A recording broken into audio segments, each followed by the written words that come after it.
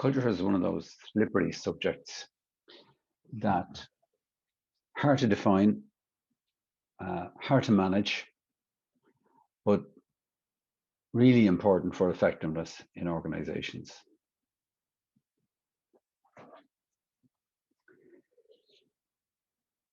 If you ask an individual for a definition of culture, they will probably give you one of the many definitions that have been used down through the ages.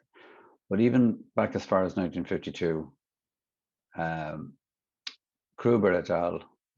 Were able to find 164 different meanings of culture.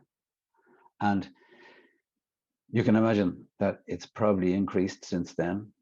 So we have a situation whereby almost as many people who are asked the question will have a different view on what it means. However, there are certain agreements across the piece.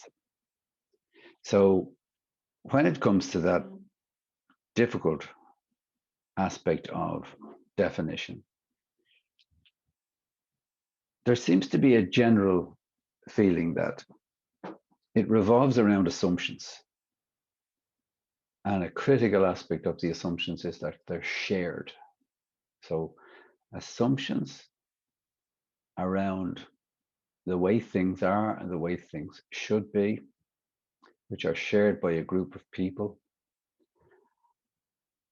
And the next connection is that those assumptions are strong enough to influence behavior, and also that they are influenced by that behavior. So a metaphor might be, it's like things, I think an example is used in the book. We all carry around with us an assumption of gravity, and we act in a shared way around that assumption. We don't talk about it. So therefore it's more or less out of sight, but it's a guiding hand. If you were to use the metaphor of an airplane, it would be the automatic pilot, which guides the direction of the airplane, irrespective of what people wish about the direction.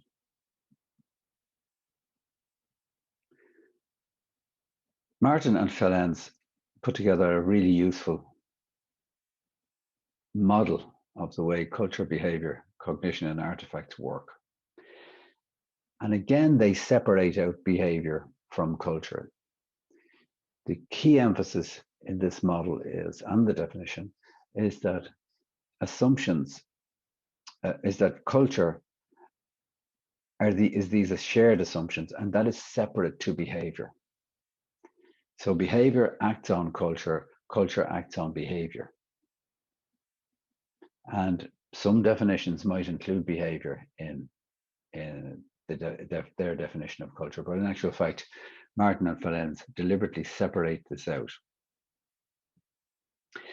Also, in item 3 in this model, it's clear that culture affects the way people think, cognition. So these shared assumptions have an impact on how people actually think, and that thinking, the individual thinking, represents itself in people's behavior. So the connection between cognition and behavior is at 4. And again, behavior impacts cognition. So people behave in an organization in a certain way due to both the assumptions that they make about life and due to the common behavior that's expected of them. So their thinking is interacting with their behavior, but also the behavior of the organization around them affects the way they think about things. The behavior also affects the artifacts. These are the things that we create in organizations, such as the structures, the layouts of things, the physical spaces even. And sometimes these are deliberate, and sometimes they're quite unintended, but they're guided by the behaviors of people. So Marshall McLuhan said, first we shape our tools, then our tools shape us. So what tends to happen is that we make structures, physical structures and spaces. We make these artifacts, we manufacture them, we manufacture systems, we manufacture procedures, the ways of doing it. These are our artifacts, almost like our art in a way. But once we make those things, they make us, they shape us. So the artifacts shape the behavior and shape our thinking. So first we shape our tools, then our tools shape us. Just like we make a tool of a mobile phone in society as a liberating tool, but it's undeniable that it changes the way individuals behave. It shapes us. It transforms the dinner table, transforms the way people behave throughout the day. We made a tool of PowerPoint with bullet points. And although many academics would deny it, it does shape the way academics think and work. The bullet point system, which is perfect for the business world, is pretty damaging in the world of the academe, even though people often don't notice it and don't and deny it. So we have a situation here whereby the artifacts we make are shaping the behavior. But the interesting thing about this model is it cuts out culture, behavior, condition, and artifacts, and shows the relationship and teaches us that culture is separate to behavior principally. The acculturation idea means that people must be trained into a culture. So whether you call it socialization or whether you call it acculturation, the thing about culture is if it's going to live, it has to be reproduced and it has to be taught to new entrants. So if you've ever been teased when you arrived in a job for the first time, there are usually humiliation procedures that go on at orientation, whereby you're brought down to earth, you're brought down to size, so that you can be humble enough to learn the way of the culture. And you're punished if you don't learn it quickly enough, and you're praised or accepted to the degree that you learn it. So that's called acculturation. Different ways of studying the culture put together by Cray and Mallory. Pretty interesting way of looking at how culture has been studied down through the decades by different academics.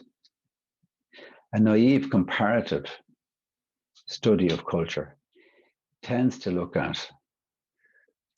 stay away from theories, stay away from the theories of culture, and look at culture in a way which is basically naive. What it tries to do is it tries to regard culture as an explanatory variable for any differences that we can see. So the emphasis in those studies is how managerial factors differ between cultures. So we may be examining different cultures, but what we're trying to identify is how do managers, how do managerial functions differ between culture A, culture B? The idea of culture free uses the notion of contingency and tries to see what's the impact on a variety of structural dimensions associated with organizing and managing culture. So if contingency theory is the basis, contingency theory is, of course, as you meet different situations, you adapt your approach. And it's exploring the differences between cultures using that contingency theory. Culture Bound draws on a broad range of models, probably the one we're going to look at in this chapter, to explore and explain the differences between cultures. And we'll go and look at some of these in this chapter. Edgar Schein is probably one of the greatest known authors on culture. And he's in a small band of people who have created this kind of aura around himself, but also aura around the idea of culture. And basically, it's like the skins of an onion. The deep assumptions are at the bottom level, and they're taken for granted. The values are an expression of those assumptions, and the artifacts are the visible creations that organizations do, which are a complete representation of what the assumptions and values of the organization are. So in this model, you can't look at a car park of an organization without seeing in it the values and the assumptions of that particular culture. Schein talks about 6 cultural dimensions, and those cultural dimensions give us the composition of the culture. They would include behaviors as a composite piece of culture, values. Norms are like rules, except they're the unwritten rules. Rules are a kind of a formal expression of norms. And the philosophy is what you'd expect to be the underlying assumption part. The climate, of course, is the feeling about the place, which is created by the spaces and the behavior of individuals. We talk about a cycle of culture by expressing that culture probably emerges out of all the activities which are the objectives of management. So organizations are focused on the objectives of management, and what then happens is it produces culture through its interaction with the environment, its traumas, its victories, its successes, its failures, its learnings. So the culture then exists, but then the culture creates expressions of it, which are its behaviors, its values, and its attitudes. And those, in a sense, represent organizational activity, which feeds in again into management objectives, resulting in culture. In order to understand culture, Deal and Kennedy have put together typologies. So using the parameters of risk and feedback, they explain to us how a police force could be a tough guy, macho culture through its high risk and quick feedback. That tech startup firms with their high risk and slow feedback, they actually are a better company culture type of culture described by Deal and Kennedy. A process and stable culture would be a bank, which by Deal and Kennedy's definition is slow feedback, which you'd expect in banking, and low risk, which you'd expect in terms of the orientation of banks. And restaurants tend to have a work hard, play hard culture in Deal and Kennedy's model, with their quick feedback, of course, and their low risk situations. Deal and Kennedy posit 6 issues for being the elements of a strong culture. Obviously, it's not a culture unless it's widely shared, unless it's concerned with individuals as well as for individuals. But generally, strong cultures are concerned about individuals, not necessarily for their welfare, but culture is about shaping how individuals perform and behave. There's a big recognition of heroes in a strong culture, and strong cultures tend to use rituals and ceremonies to reproduce and to teach. So if you go to a retirement ceremony or an orientation ceremony in an organization, you'll see lots about the values of the organization being taught on to newcomers. Strong cultures are well understood informal rules. So in a sense, rules may be norms. In a sense, they may not even be written, but they're very well understood by people. who you can stand beside, who you can insult, who you can step in front of in a queue if you can, uh, and if it's appropriate to go for drinks with, etc. And the importance of individual contribution to the whole is really well understood in cultures which are strong. Charles Handy, a wonderful philosopher, organizational philosopher, created 4 types of culture. Obviously, a person culture he described as a consultancy practice being a good idea, with the consultants within the practice being important and a single focal point from time to time in a person culture, not to be confused with a power culture where a single person is usually the focal person. A task culture in a practice could be a practice, but a task culture is a matrix type grid showing that the task is the most important versus the individuals in it. And a role culture would be like a bureaucracy with all the different divisions reporting into top management, and the culture representing that kind of structure. Johnson's cultural web is interesting in the sense that it puts the overall paradigm as those deep assumptions, the model that we're all working to, at the center of it. But that there are other elements which are really important, such as structures which speak to you about what the culture is. So the structure is a representation of what the culture is. And then there are control systems, of course, micro versus macro, tight versus loose. Power structures within the organization speak to you of what the culture is all about. Obviously, our rituals and routines, which we spoke about, and things like symbols, perhaps symbols of office tell you a bit, whether there are offices or not, whether there is luxury or not.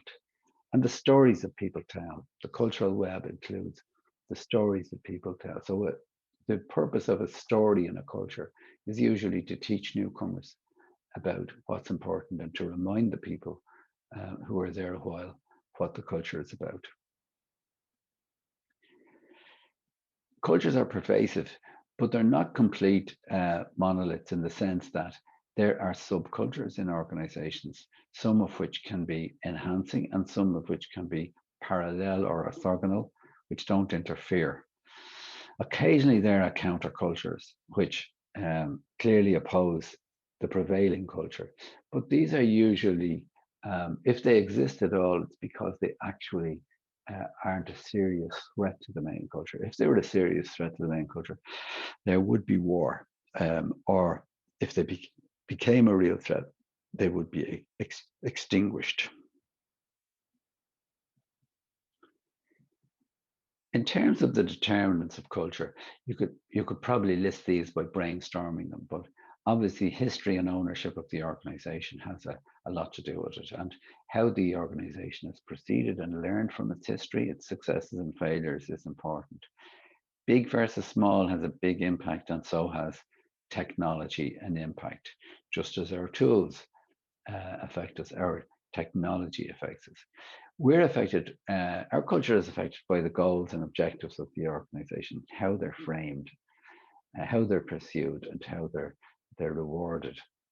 And a culture is affected by its environment, both the physical environment, a regulatory environment, a legal environment, and to what degree there are powerful outsiders.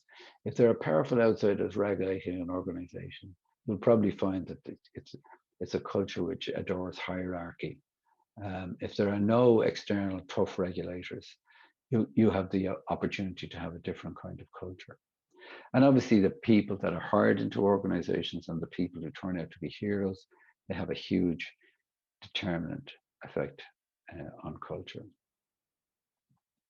In terms of managing culture, it's quite aspirational. And Lundberg puts out a 6-stage program as if this is something that you can order up by Monday. It isn't as easy as that. And in actual fact, critics of culture often forget this, that that it's quite a difficult thing. Critics of culture often say that culture is a way that powerful managers and powerful owners indoctrinate people into the organization. Well, there's a grain of truth in that, but also the idea that culture can be manipulated in that way and changed in that way to the whim of management is fanciful. But there's no doubt that there are things that external conditions may cause an environment which would create a change in culture or at least facilitate it. Token internal circumstances and pressures. Clear visions by organizations which are implemented can actually help change. Definitely a comprehensive strategy will make a big difference, and resolute action on the part of management will make a difference. But I suppose if you were to sum it up, you might say that when the time is right, the things that managers pay attention to and the things get rewarded in organizations are real determinants of change of organizational cultures. In Martin and Phelan's, they list 9 key factors around culture, which is used as a culture measure or a culture evaluator or a culture assessment in Kerry Foods. And just looking at it suggests that using these assessment tools may be able to give you a handle on understanding the culture in an organization, but not necessarily helping it to change it. For example, anyone who knows Kerry Foods, a huge conglomerate, would looking at the outside would say, I'm not sure I get the real feeling of the drive and the resoluteness of the Kerry culture in those 9. So what's quite interesting is how one might perceive culture from the outside versus how people inside might go. So, for example, I think people on the inside probably interpret that expectation thing as high expectation of each other, which I do believe exists in that organization.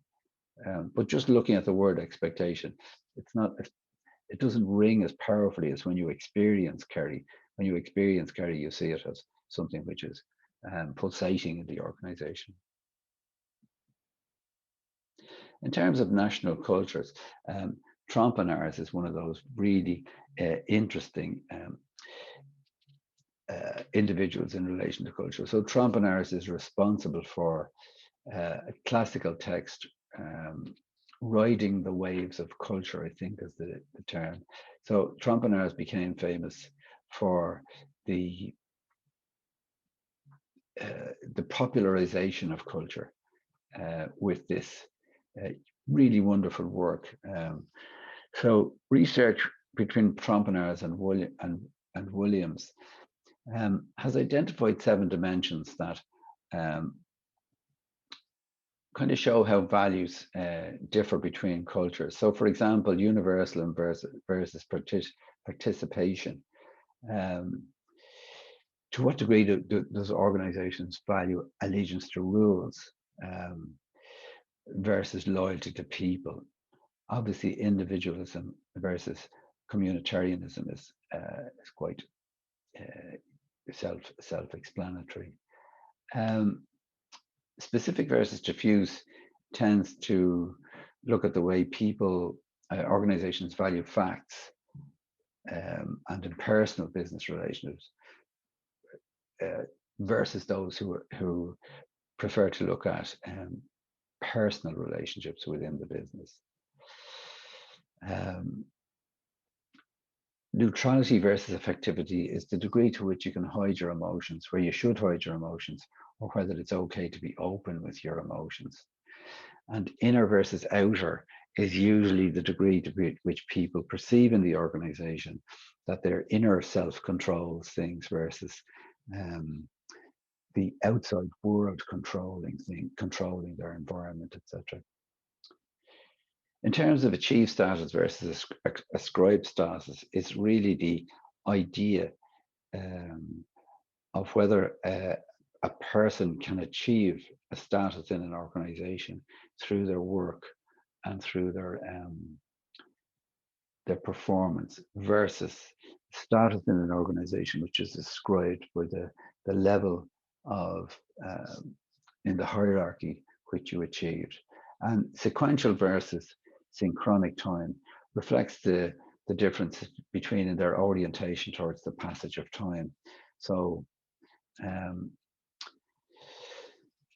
there's obviously in some organizations a varying of the focus on timescales and an ability in an organization to handle more things at one time. Say, for example, in a synchronic organization, the idea that the organization is and individuals in it can handle more things than once, rather than a sequential approach to time, whereby we take one thing at a time and we achieve one thing at a time in our organizations in a sequential approach. Hofstede is one of the most well-cited writers in terms of organizational culture, based on his comprehensive study using IBM offices throughout the globe to try to get a handle on differences between cultures, and his use of the ideas between individualism and collectivism, the degree to which the degree of integration between individuals and society, the power distance of looking at centralization of authority in national culture, uncertainty avoidances, how a society deals with uncertainty, the interesting one of masculinity, masculine cultures being gender-based, stressing kind of achievement, get ahead in economic terms, or feminine societies, high quality of life, helping others. So interesting the way Hofstede typified all these different cultures by using IBM offices throughout the globe. And what he was able to do therefore, he was able to take groups of staff who were inducted into IBM, and so therefore inducted into a very similar organizational culture, and to assess them and to survey them based on using scales which would measure their attitudes towards these various dimensions of national culture. And he was able to see and identify critical differences from office to office among individuals. Really very interesting and very clever study.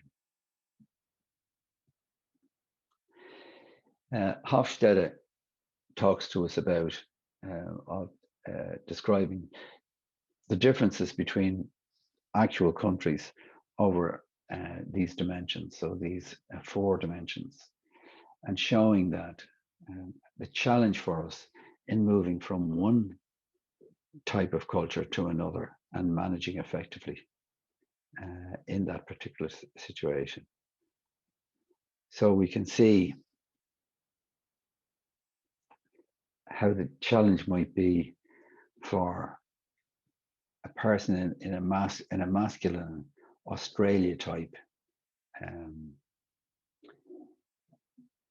culture, moving to low masculinity culture such as Denmark or Finland, and the experience that they might have in that change. Very, very interesting to listen to how people experience those changes and behave as managers.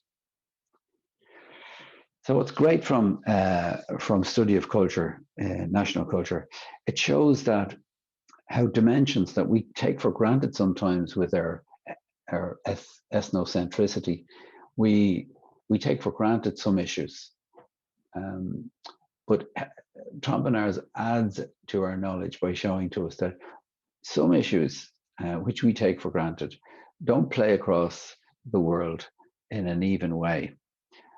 So, for example, there are parts of the world which don't like the idea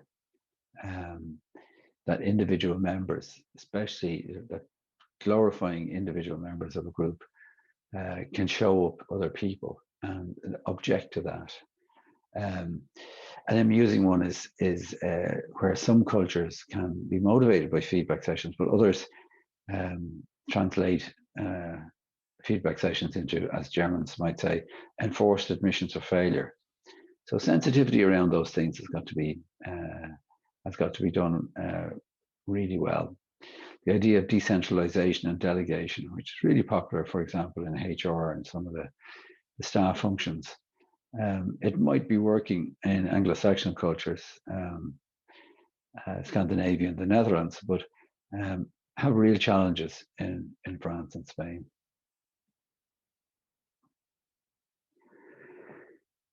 So Trompenaar's dimensions of culture can give us metaphors for a type of culture and allow us to see, give us some kind of rules of thumb as to how cultures can be described. The family type culture of India, Japan, and Spain, and small to medium-sized enterprises in France, whereas the hierarchy of German and French countries described by Trompenaars as the Eiffel Tower, and some UK, many American countries, egalitarian, strongly individualistic, impersonal, guided missile type of a metaphor.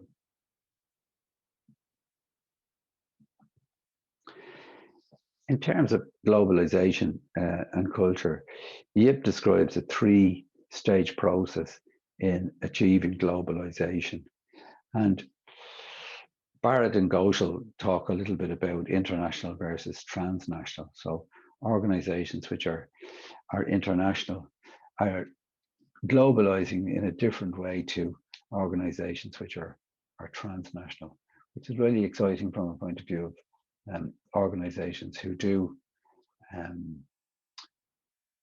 who make a serious business out of globalizing it and managing across borders. So if you look at the international organization, that would balance the needs of the different cultures present in the organization. Whereas an organization which is a transnational organization, that would tend to blend. The other aspect of organizations in their approach to culture would be the one mentioned in one of the presentations recently of polycentric versus ethnocentric. And polycentric, as explained during that presentation, is the idea of an embracing of all the different cultures present in the span of the global organization. And an ethnocentric approach may be a little bit more like cultural imperialism, saying that the culture of the home organization is the one which we will adhere to. In terms of the 6 global capabilities, and this was interesting, which talked a little bit about, Ulrich and Black talked to us a little bit about the loose tight approach that having and. So in other words, in terms of the global capabilities, it was like saying it's a sophisticated and nuanced approach to spreading and managing a global culture. So identifying things that actually are core and separating them out from things which are non-core in order to understand which are the things that we must hold tight and which are the things we can be loose about. So much more difficult, of course, is to do the loose tight thing of consistency while encourage flexibility. So a lot of knowledge and discretion by managers. The idea also of leverage in the market, but at the same time as focus. In other words, smaller is better at the same time. Hard to balance those two things. The idea of using our might to share learning, but also at the same time to encourage new learning. A global brand which is respectful of local custom, very difficult to do. and engendering a global perspective, ensuring local accountability. Again, quite a challenge.